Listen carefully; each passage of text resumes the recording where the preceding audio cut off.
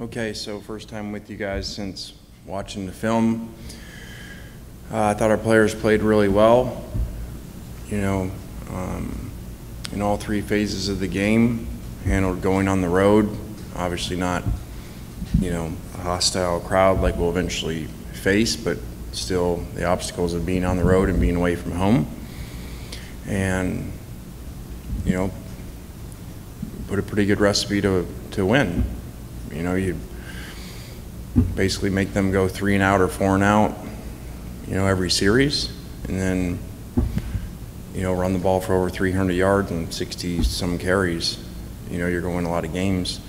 So I thought they played with really good effort, good energy, and, you know, for 2 games in a row have not come out flat at half with huge lead, with big leads, you know, like they did the first week. So a lot of progress there, but obviously we've got a lot of work to do with better opponents coming up. And starts with the #1 pass offense in the country by far, not even close. So, you know, this is a totally different challenge than we've had. And, you know, I think some people would say the best team that we've played. Most challenging team for sure. You know, schematically and passing game, and then the defense is very unique, even though we do a lot of the same stuff over the last 2 years. It's very unique from other people. Coach, just having watched the film and just your thoughts on Jackson's kind of response, the start of that third quarter and the whole third quarter after that interception to kind of end the first half there. Well, he responded really well. I think 6 of 6. You know, he came out in the second half after the interception for over 100 yards, 6 of 6 or 7 of 7, one of the two. So that's pretty good, and didn't turn the ball over, you know, outside of that play. So it was a really good job managing the game outside of that play. You know, trying to teach him this is not, you know, you got to take every game independent of how you play and what's going on with it. And, you know, this was a game where we were playing great defense. We were running the ball really well. So the last thing we wanted to do is take risk at the quarterback position because, you know, it's like analytics. You don't need to. So sometimes you do a little more, you know, when you're in a shootout. So I think he definitely learned from it. So you don't like bad things to happen, but if they can happen and you can still win and you can learn from them, then they're better they happen then versus, you know, in a one-score game that you lose. Are you treating this week the same way as last week with the quarterbacks, or are you ready to make a decision? Yeah, we are. I know it's probably not exciting for you guys. You won't get a lot of coverage on it. But, you know, it works what we're doing, and I would have liked the opportunity to throw more with Luke, but, you know, just having empathy for what was going on in that game and the other sideline and, you know, the hot seat or whatever, you know, he's on, just really didn't feel like it was right, where if it was, you know, a couple score game or something, Luke would have got to throw more there. Is there an update with Kari Coleman? It seemed like he left a little early in that one. Yeah, we expect him to play, you know that. So it was good for other guys to get opportunities. Same with the, you know, targeting, got other people to play, and, you know, we got almost everybody in some form. So that was good.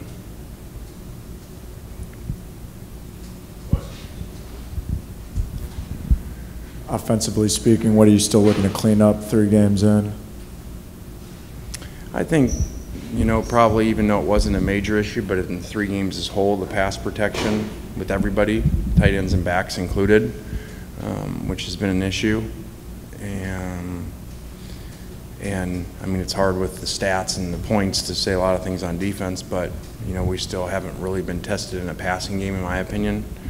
So we're, like I told him today, this is, you want to be tested. You got the best in the country coming at you. So we'll find something out Saturday.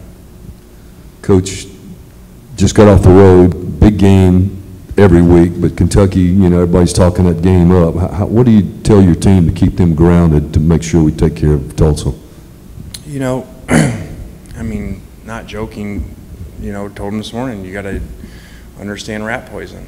I mean, it's out there and it comes when you play really well, and especially when the outcome is what it looks like, you know, in the score. So, you know, now, you know, our running backs are hearing how great they are and defense and everything. And so, you know, you still got to look at the process of things. And we missed surprisingly probably to you, we missed a lot of holes in the running game, you know, where there were a lot of big plays left out there. So, you know, we got to keep plugging along, and every week is independent of the week before.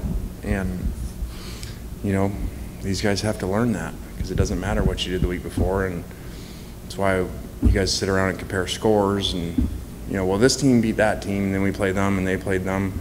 I've done that game, you know, and you realize that doesn't matter at all, you know, because that's why there's surprises every Saturday.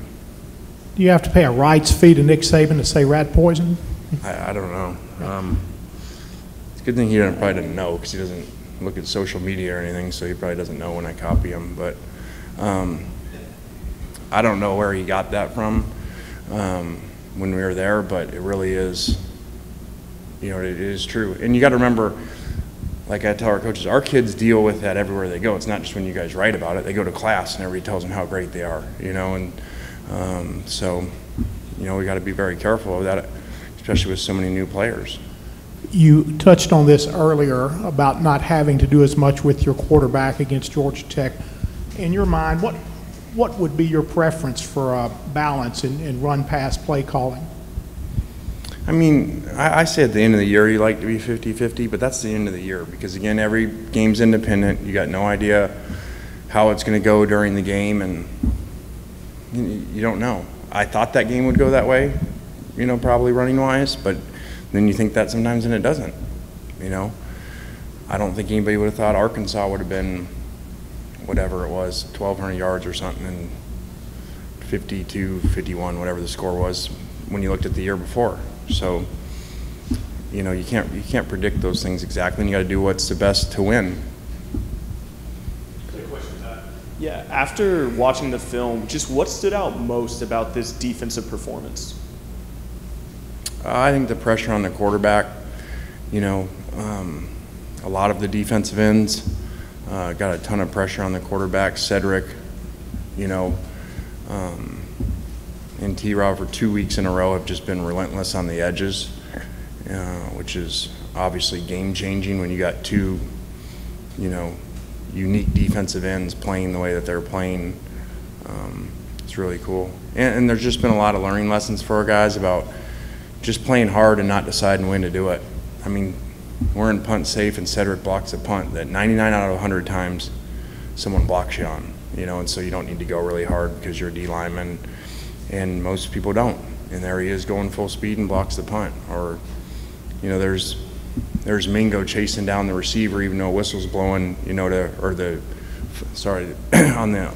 what they ruled as potentially the lateral, and Mingo's chasing the guy down, you know, just so we have another chance on defense if that gets overturned or goes the other way. So there's a lot of really cool effort stuff for guys to learn from.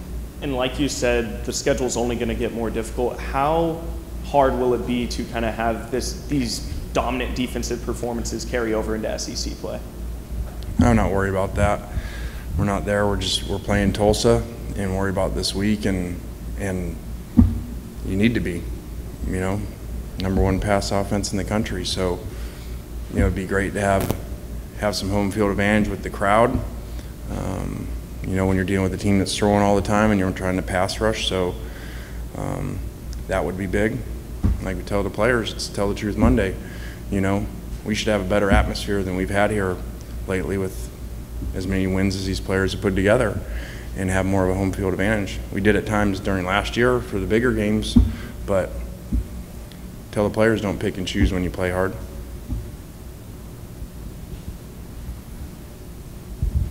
You sort of protected Zach Evans during August, or at least what we got to see.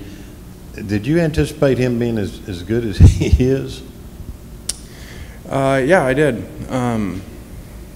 I think what's really neat is, you know, and Zach's seen him now, Zach missed some plays. Now, we put a lot of new runs in to give them problems that we hadn't done. So he hadn't had a ton of reps in him. Again, when you have all these new guys, everything is new. So they don't have any stored reps from us from last year when we did things and stuff. So he missed some runs that would have been really big. And if he comes up here, he'll tell you that. That's what's really neat, is that he can even be better and more productive than he's been, which is really special. Another running backs question. I mean, it's easy to see Quinshon now and give him more carries, but what were the traits that you saw from him before he'd ever stepped on the field that kind of made you think, oh, even with Evans and Bentley, he should be getting this many touches? Well, I think it goes back to in recruiting when I was at that game, the state championship, and he had, a ton of carries, and just the way that, like, his mentality and how he just kept working and grinding away. And then you see it in practice and scrimmages and stuff. Even though he missed some time, he's just really elite talent and vision that he ain't teaching vision. So you get really lucky when you have it as a coach, a running back that has it like him, and you can see it. The way he makes people miss before they're like, as they just appear. That's not coachable. Obviously, you haven't had too many freshmen play early your first couple of years, but now that you have guys like Quinshon, guys like Davison that are doing it, is that something that you want to have happen more, or is it just you had two players that naturally were able to play this young? No, we'd really like to not have really unique, great players that play early. I mean, come on. You got to admit that was a bad question. But you are right. We have not had a lot of that, where we've had premier, high school players walk in that are elite players right away. And so to see the running back and, the corner and, Taishim a year ago, that's really special, because then, obviously you have them for longer, minus the portal. So when they're that young and playing that well, that's great, instead of having to always bring people in to fix all the issues. Jackson took on a couple of defenders in the running game. Speaking of running, he won those. But as a coach, do you want him to run as much as sometimes he's inclined to run, or is that something you guys have to talk about being selective? Well, the amount of times he ran was designed, and those were in reads. Some are passes where, hey, he rolls out, and when it's not there, he runs. So it wasn't the amount of times in those other third downs or quarterback draws like what you saw Matt like at Tennessee and Mississippi State. So that was something we just put in. I'm fine with that. There's just, we have to, just like anything, a new player, new quarterback, you got to teach them everything. There's times of style that you run with depending on the game, depending on what's going on. So no, I don't like that he's on the left sideline, in a game the way that it's going, and he puts his right shoulder down to run the guy over. No, we got to get that out of him. But that's a good problem to have, that you got to get that out of him. And then he buys into what we talk about, because he hears us talk all the time, +2 mentality, 2 more yards on the sidelines, not running out of bounds. So I guess he took that to heart. We were really talking to the other skilled players. Are you able to give us any update on Jalen Robinson? Yeah, we hope he plays. I would really think he plays too. So I probably wouldn't have guessed we would have been that productive had you told me a month ago, going into the season, that Trigg catches 1 pass and Jalen doesn't play. But that's a great thing, to be able to be that productive and guys stepping up and making plays. Anything else for Coach?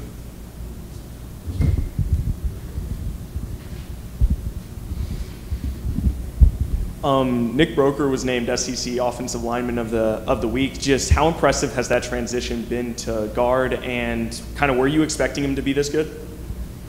Well, I didn't know he was the Player of the Week until that, because our SID doesn't tell me those things when we walk up here. I mean, we just walked 5 minutes from the field and he didn't tell me a thing about it, so thank you. When the team plays well, when a unit plays well, individual awards come, and he did play really well on top of that, and he's just one of those guys like that. It was so great he came back, which is new nowadays, because everybody just leaves even when they don't get drafted. So the style that he plays with and the adjustment of position, it's just great to be able to point out to the other guys. Anything else for Coach? All right, thanks.